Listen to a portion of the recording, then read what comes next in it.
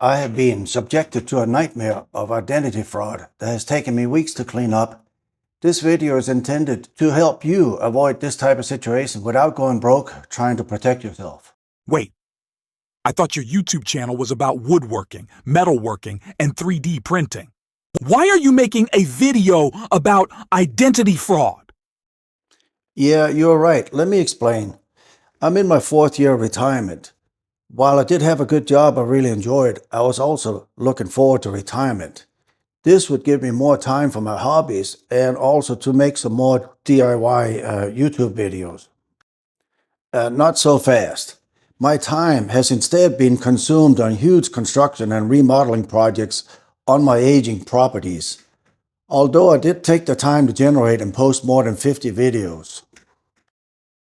Things just got a whole bunch worse recently since I've had to deal with fraud and theft. Credit cards were stolen.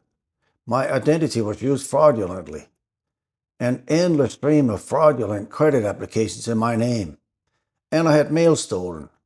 Online accounts were hacked. Sounds somewhat horrible but simple. But hold on. Some of these things did not happen the way you may expect. The scammers are getting very sophisticated, and I encountered some things that were big surprises. The good news are that the measures I already had in place made it possible to catch all this early, and I might actually have this under control again. I guess time will tell. I sure hope so. Anyway, this means I'm about ready to make more DIY videos. I have dozens planned, but they're not quite ready to post yet.